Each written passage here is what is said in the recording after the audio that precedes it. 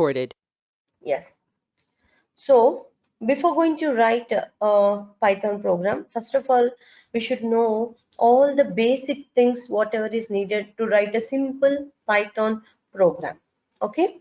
So for that, the topics are, the first one is comments. Okay, what are comments and what is the doc string? What is Python interpreter? Identifier. What is mean by identifier? What are the indentations? Okay. So the very important feature of Python is indentation. Okay, and Python code execution, how the Python code is executed, and how Python sees variables when compared to other programming languages. Other programming languages like C, C++, Java will see variables in one way. Python sees variables in some other way. I mean, the way the Python treats variables is different when compared to the way the other programming languages treat it. That I'll show you. Okay. And what are the data types in Python? And we have literals. Okay. So what is a literal? How many types of literals are there? And coming to the data type, so what is the need of data type here? Okay, what is the need of a data type here? And what are the data types available, like mutable data types and immutable data types we have. Everything, all the classification we'll see. Then what are the escape sequences, or we can call it as escape characters? What is mean by a constant? And what are the keywords available in Python? And naming conventions or naming rules, and how to find out what determine what value is stored into the variable. Okay, determine the type of variable. If you want to type the type of if you want to find the type of a variable, how to determine it, and how to assign value to the variable, how to get the value of that variable. These are all the basic things you need. And if you want to print any statement onto the output screen, what is needed? Okay, all those things are simple basic things you should know before going to start writing the Python program. Okay, all these things we'll cover it for today's session and tomorrow's session. Tomorrow's session will start programs. The first one is comments. Let's concentrate. Actually, what is mean by comment?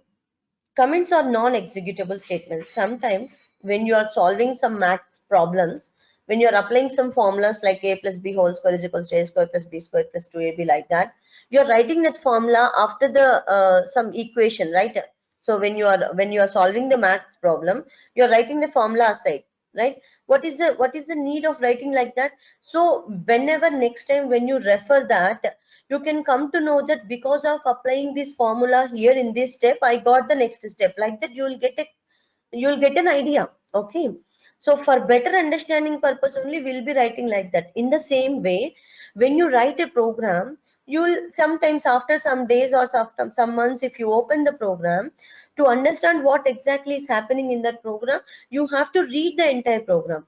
If it is a small 5 to 10 lines of code, you can read it and you can understand what exactly is happening in that program.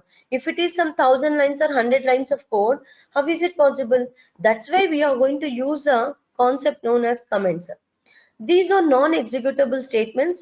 Okay, non-executable statements means these are neither executed by the Python compiler nor by the Python virtual machine. That means this Python compiler and Python virtual machine doesn't execute the comments. Okay, so NX actually we have two types of comments in Python. The first one is single line comment. So when you start, okay, a line, any text, write it to the hash symbol. Okay, any text to the right of this hash symbol, whatever you write it after hash, that we will be calling it as a comment, single line comment. Okay, that is a notes for the sake of what? Readers or programmers. Okay, or the end users. Any text to the right of the hash symbol is mainly used as notes for the readers. And whatever the statements on the right side of this hash you'll write, that does not executed by Python compiler and Python virtual machine. That is just for our understanding purpose. It is not executed at all. And if you want to write comments in multiple lines, then you are going to use multi-line comments. Those are also known as block comments. We can call it as block comments also. How to write block comments? Very simple. You use triple double quotes or triple single quotes. Got it? So I'll show it to you here. So if you want to write a first Python program, you write like this: first Python program. This is a single line comment. Okay. So, and if you want to write multi-line comments, either you can use triple double quotes or you can use triple single quotes. Okay. My first Python program.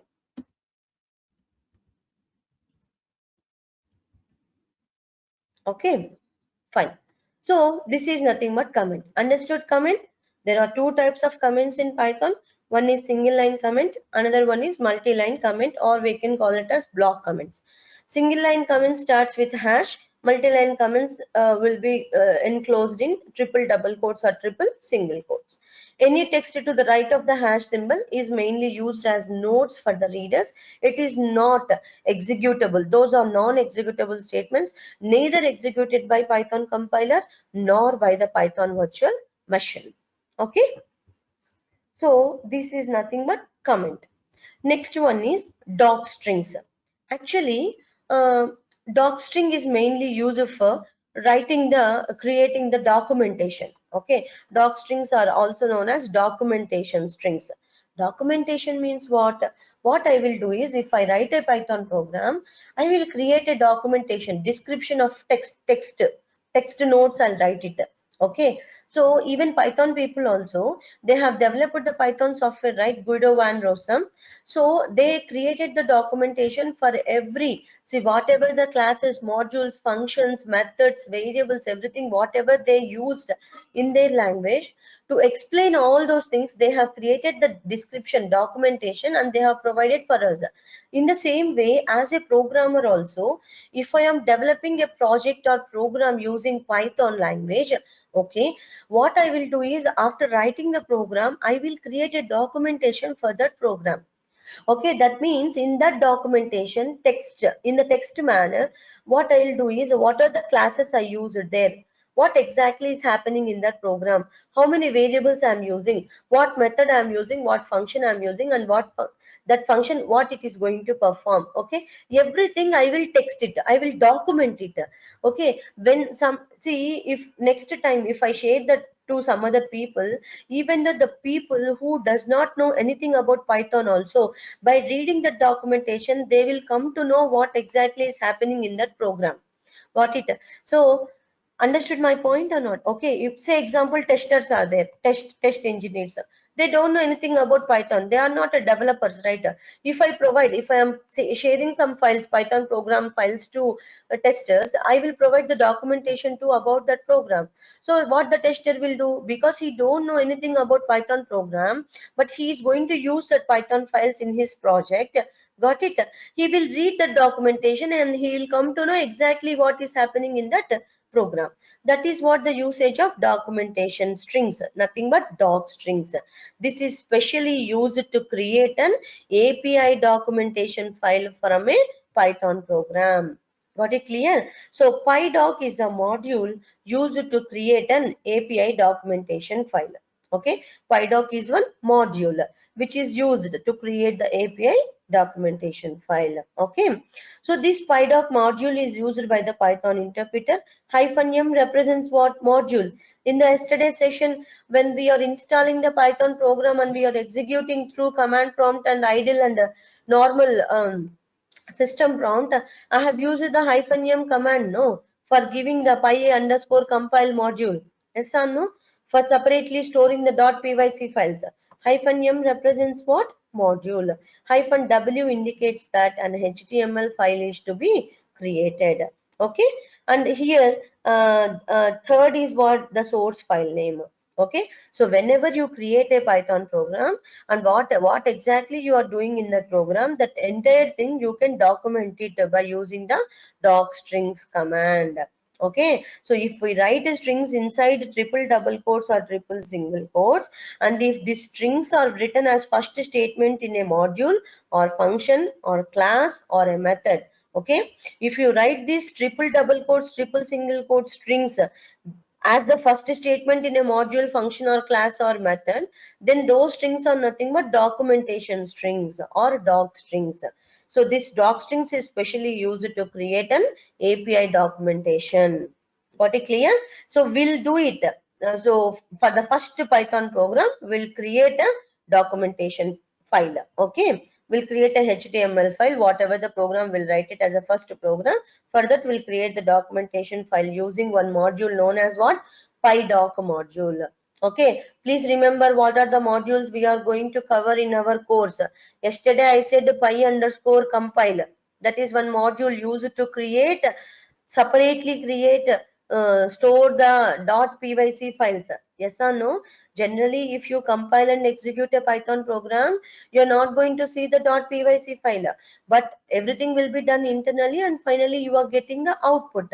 But if you want to separately create the .pyc files, you are going to use the module known as what? Py_compile. Okay, by using that, if you compile it, then a separate folder is created known as what? _pycatch _. In that, the .pyc file will be created. Got it clear?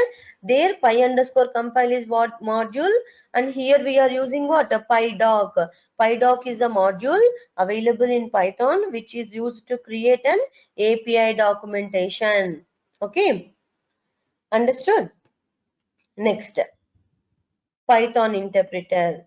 So what is Python interpreter? Yesterday I said no. We'll discuss about all those things. We'll discussed already. It is a program. Python interpreter is nothing but PVM, no? Python virtual machine, no? So it is a program. What it will do? It will read the Python code and executes the Python code and finally giving the output. So what that Python interpreter includes? This includes source code. Whenever it is reading a program, okay, it is a program. Python interpreter is a program which is reading and executing our program code. Got it clear? That includes the source code, pre-compiled code and other scripts also. Okay, everything is included here. Got it clear? If you want to know about the for, you use the help module. Okay, you give the for like this, automatically the notes related to the for in the Python documentation that will be displayed. Got it clear? Next I'll show you. Next one is indentation. Okay, but before going to discuss about indentation, let me explain what is meant by identifier. What is meant by identifier? Very simple. Let me explain what is meant by identifier. We have all names, right? If we don't know name, if we don't have names, then can I identify you? Yes, of course, I can. But it's very difficult for me to identify. If I know your name, right, I can directly call you. Yes or no? With your name, I can directly call you. Even you are in a crowd, but still, if I know your name, I can directly call you. Identifier is the same thing. In the computer memory, you're going to store a lot of Python values. Got it clear? Okay. So if you want to identify a particular value, okay, what you are going to do is you are going to give a name. Yes or no? That name we are calling it as identifier.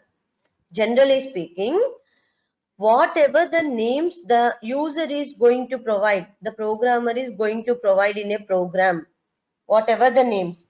What names? It may be a variable names, it may be function names, it may be class names, it may be module names, or it may be other object names also. Whatever it is, whether it is a variable, function, class, module, objects, anything, the name given by the programmer or user in a program is nothing but what? Identifier. So a Python identifier is a name used to identify a variable, a function, class, module, or other object. Yes or no? So a Python identifier is a name used to identify. Okay, what you are going to identify? Python identifier is a name used to identify what? A variable. Yes or no? If you want to identify a variable, then you are going to use a name. A function if you want to identify, a module, a class, and other objects also. Okay, so the names given by the user or programmer in a program is nothing but identifier. What names? It may be variable name, method name, function name, module name, class name, other objects names, whatever it is. Yes or no? But this identifier, an identifier starts with what? Letter, capital A to capital Z, starts with what? A to capital Z or small a to small z. Okay? Or an underscore. You know underscore, right? Underscore. Okay? So, followed by 0 or more characters. 0 or more characters. Underscore. And we can give what? Digits also. And we can give what? Digits also. Understood? This is nothing but identifier. Identifier contains what? You can write alphabets, underscore, and digits also. It is a case sensitive programming language. Python is what? Case sensitive. Python is what? Case sensitive. Case sensitive means what? Actually, if you give an identifier name as small a and capital A, both will be differed. Say example, if I give a is equals to 10 and capital A is equals to 20. Both are different. We have used the same a, no? Of course, but it is in lowercase and it is in uppercase, na? So both are case sensitive. So because Python is a case sensitive programming language, okay, it will be deferred. It does not allow any special characters. Okay, does not allow any special characters like at the rate symbol. Okay, then other dollar symbols, percentage symbols, like that. It is not allowed. Only alphabets, digits, underscores. This will be allowed, and it is case sensitive programming language and does not allow any special characters. Understood? So what is mean by identifier? So it is a name, okay, given by the programmer or user in a program. So what names? It may be variable names, function, module, class, other objects names, whatever it is. Okay. And it is case sensitive programming language, does not allow any special characters. Now this is very important here in Python. It is a very important feature of Python, indentation. Okay, that is mandatory. So because of this indentation only you will get most of the errors. Got it? Most of the errors you will get because of this indentation only. The first thing. Okay. And we have identifier rules also. Identifiers will also have some rules, some naming conventions. Okay. So what are those? I'll tell you first. Naming conventions for identifiers. The first one. So what is the first name? Say example, if you are using class names, right? It has to start with uppercase letter. Okay. And other name and other letters in that particular class name will be lowercase letters. I mean simply saying class names starts with uppercase. Starts with uppercase, and other things you can write it as small letters. Okay. So here actually we will discuss three things. Okay, let me explain here, but in-depth discussion of that we'll do it. How to create how to store a value into the variable and how to use it. Next I will explain. But here I am just mentioning. If you are starting an identifier, if you are writing an identifier with a single leading underscore. Understood my point or not? Please remember. You are writing an identifier with single leading underscore. That means what? Yesterday we used PyCatch, no? Double underscore PyCatch, double underscore we have given. Yes or no? Got it or not? Not single underscore, double underscore PyCatch, double underscore. In the same way, what I am saying here is identifier with single leading underscore indicates that the identifier is private. What is private bindu? Okay, what is a strongly private bindu? Everything I will explain next. Okay, not here. I'm just telling you the basics.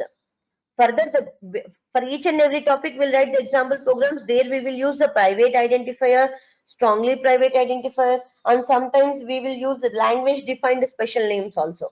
Everything will use it. Understood my point? Please remember, what is identifier? Names given by the user or programmer in a program. To identify what variable, function, module, methods, classes, other objects. These identifiers starts with what? Capital A to capital Z, small a to small z, alphabets, underscore, digits it contains. Case sensitive. Does not allow special characters. Okay. What are naming conventions? Class names starts with uppercase, next letters as usual lowercase. And these are the important 3 points what I am mentioning now. Identifier. If you are writing an identifier with a single leading underscore, starting you are writing only single underscore like this. Okay. Indicates that the identifier is private. Okay. If you write an identifier with 2 leading underscores, two leading underscores, understood? Indicates a strongly private identifier. Understood? Got it clear? If you are writing 2 underscores, then it is known as strongly private identifier. Next, if the identifier 2 leading underscores are there, along with that, it also ends with 2 trailing underscores. Understood? If an identifier with 2 leading underscores, okay, 2 leading underscores along with ends with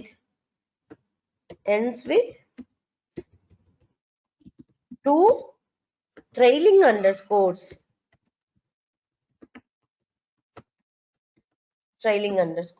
okay, that is known as what? Language defined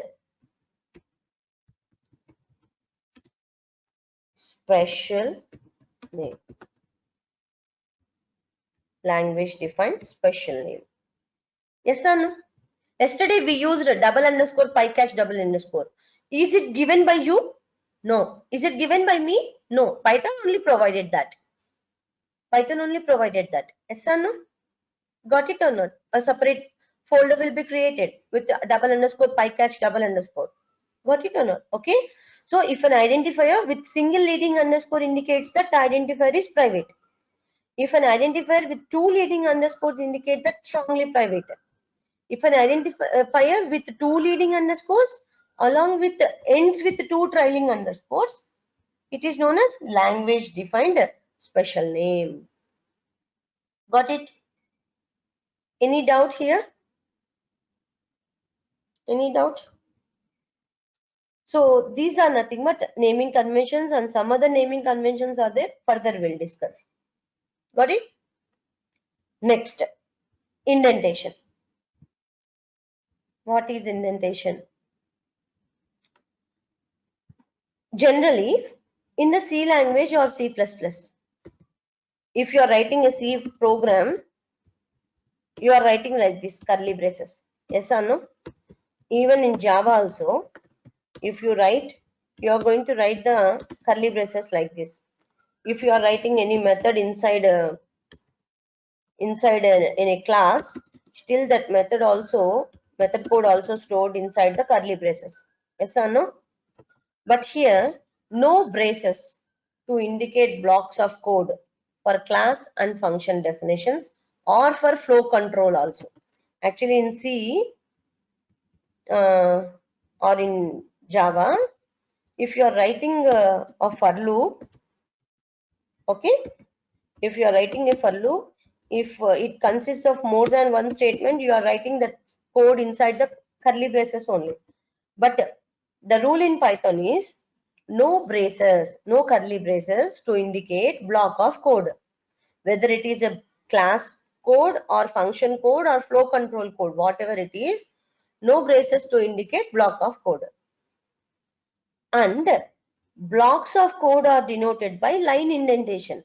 If you are writing a code under for loop or under function, you are writing some code, that entire code belongs to one particular loop, then indentation is maintained compulsory.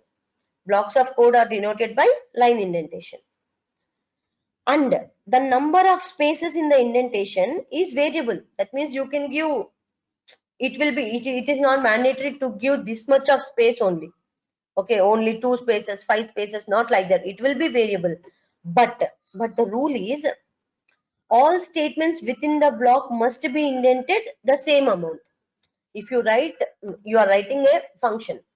The first in the function, the first line, for the first line you have given 3 spaces. The code, whatever you write it inside that function, the entire code should maintain the same 3 spaces indentation. The number of spaces in the indentation is variable, but all statements within the block must be indented the same amount. That is rule here. Okay. So sometimes you will be giving the white space at the beginning of the line, right? So indentation level of the line. So I mean, if you want to determine the group of statements, sometimes you will be giving some spaces. I mean, if you write some code, after that you are going to write a function. Okay, you are defining the function and you want to call the function. You will be giving some white space there. Okay, beginning of the next line.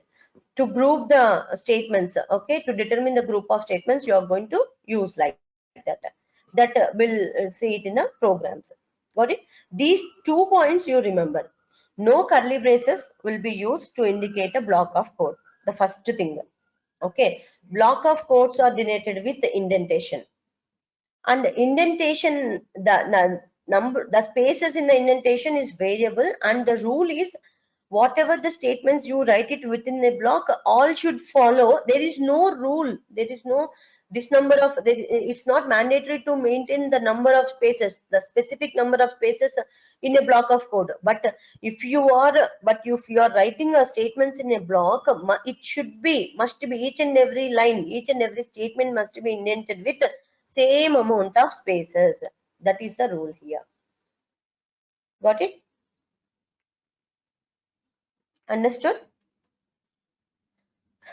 Next.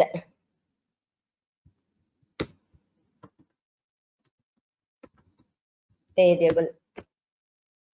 Who is going to give a variable? Programmer only, na? What?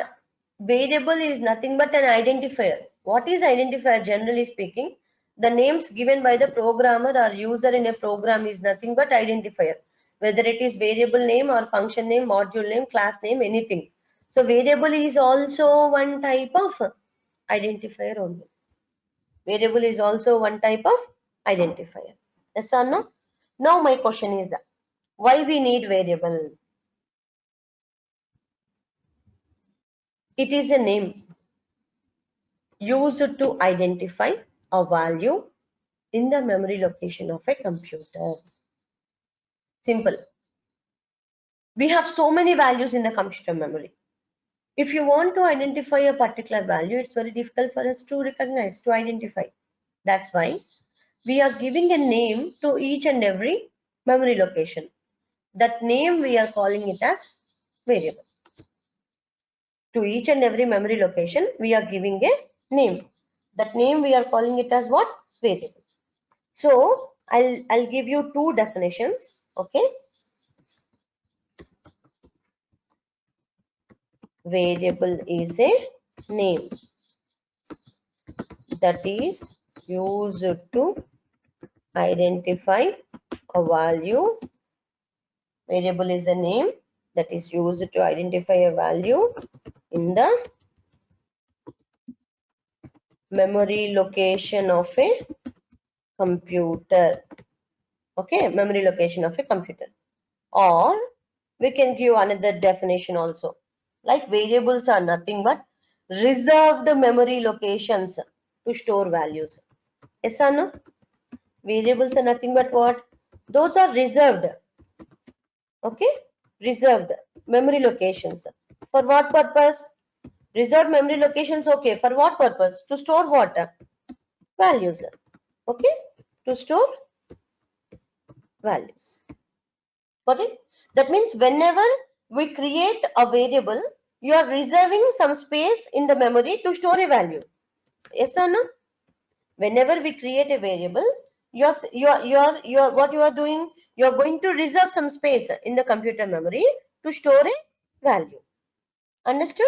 Now see here, a is equals to 10, b is equals to 20. Okay, what happens? A memory block will be created, and there you are going to 10 is stored, and that is referred by a.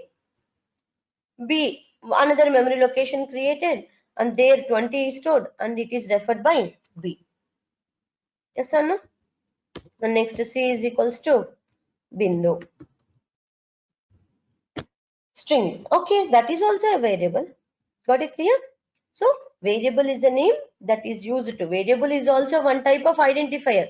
Identifier is nothing but what? Names given by the user in a program is nothing but identifier. So variable is also an identifier used to identify a value in the memory location of a computer. So these variables are nothing but reserved memory locations to store the values. Okay, reserved memory locations. Understood? Any doubts here?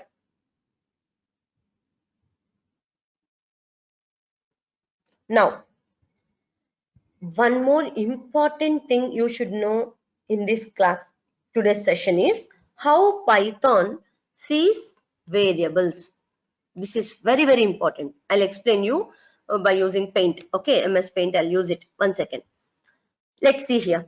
Python code execution. You know, yesterday we discussed, right? We'll write the source code and Python compiler will convert that into bytecode.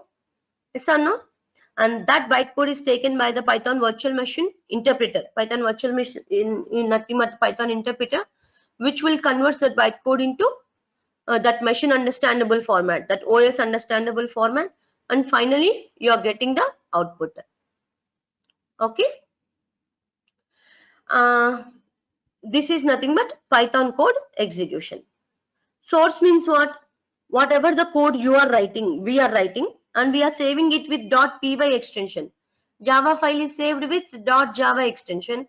Python file is saved with .py extension. C file is saved with .c extension. Okay. And next one is what? Bytecode. Bytecode means what? The code is converted into bytecode for machine to understand. Python compiler will convert our source code to bytecode. Is bytecode and machine code same? No. Bytecode is one type of intermediate code. Okay, which contains opcodes, and operands. Yes or no? So bytecode is one type of intermediate code which is understandable to the Python interpreter or nothing but Python virtual machine. Why we are calling it as bytecode? Because every instruction in the bytecode occupies 1 byte of memory. That's why we are calling it as a bytecode. That bytecode is available in which file? .pyc file. This is what assignment. You go through this entire notes, okay? Whatever I am sending now till tomorrow, whatever I send, I'll tell you, right? Topics, whatever I cover up to tomorrow, I'll provide one assessment to you, okay? You have to solve it, which will take just 5 to 10 minutes of time so that you can assess yourself how much you understood this entire week classes, okay? So the bytecode contains what? .pyc file. Understood? Okay. Python virtual machine. What it will do? It will convert the bytecodes into machine understandable format, that OS understandable format, and finally you are getting the output. Understood? Next. How Python sees variables. This is our main topic today. You know, Python sees variables in different format when compared to other programming languages like C, C++, Java. Understood or not? Other programming languages treats variables, but variable is seen as a tag. in Python. How is it differed from other programming languages to Python? Let me explain. Take MS Paint. I'm not that much perfect in drawing diagrams. Okay, please excuse. First of all, I'm explaining you in C or C++ or Java. Later we'll come to Python. In the Java or C anything, I am taking whatever it is, whether it is int or float, anything. I'm taking one variable A. Okay, I'm taking one variable A. Now what happens? A block will be created. Okay, and here this is referred with some name known as A.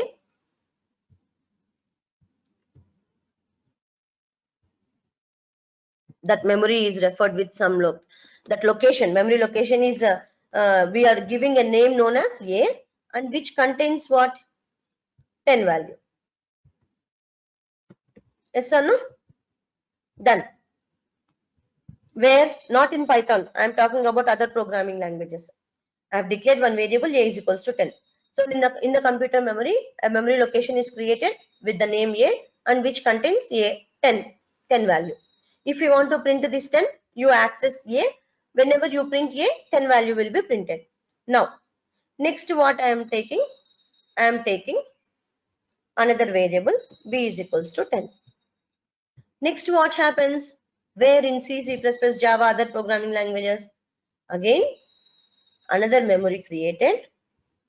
Okay, and that is referred with what? That is referred with B name, and which also contains what? Which also contains 10. Got it clear? Understood my point? Next, if I write C is equals to B, if I write C is equals to B, I taken int C is equals to B. I have taken. I have declared three variables and int A, B, C. Okay, C is equals to B. I wrote semicolons. I am not using all those because it is a just diagram. So whenever I write like this, B contains what value? 10 value. Now B variable contains. That 10 value is stored into which location? C memory location. Now what happens? Again another memory created where it contains what? B value 10, and this memory location is referred with what? What name? C name. Now in the A, B, C, all the variables I have stored same data 10. How many memory locations created? 3 memory locations created. 3 memory locations created in other programming languages. But whereas coming to the Python, here I have given A10. Please remember, in other programming languages, memory locations are created based on the variables. In Python, memory locations are created based on the value. That values will be treated as objects in Python. Got my point? In other programming languages,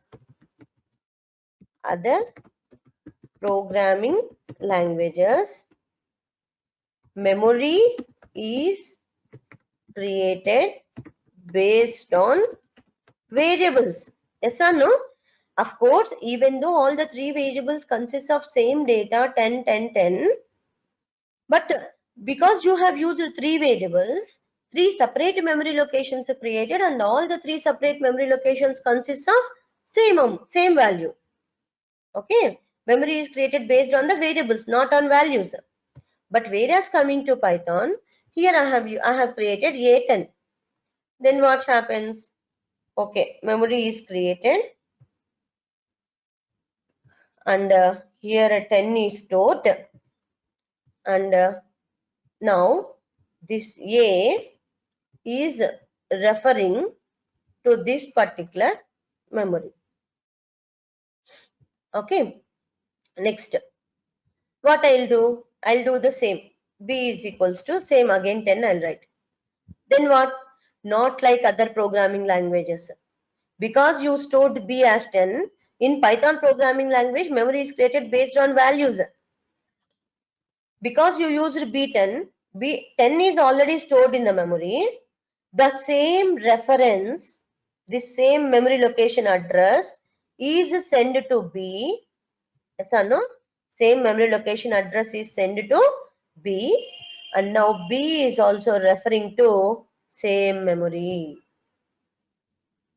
Understood?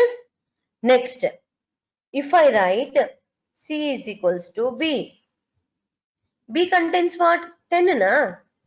That same 10 you are assigning to C. That means what? This memory location address only send to C.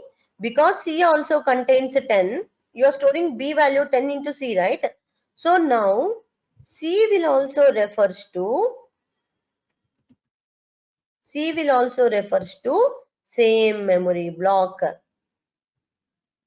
This is what happens in Python. Okay, then if I assign variable, the name itself telling, you can change the value of a variable. Yes or no? You have stored A10. Now what you are doing? You are writing A is equals to 20. Then what happens? A separate memory block created. For what? In Python programming language, memory is created based on what? Values, no? So here 20 is stored, and now this reference will be destroyed. Okay, A is not referring to 10 now because you stored 20, right? Now A is referring to 20 here. A is referring to this memory. Understood?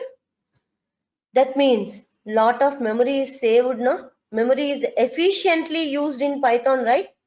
In Python programming language, memory is created based on values. Based on values. Memory is very efficiently used in Python. In other programming languages like C, Java, C++, memory is created based on variables. So even though you have same 10, 10, 10 in ABC variables, still 3 memory locations created. But here all the 3 are sharing the same memory space.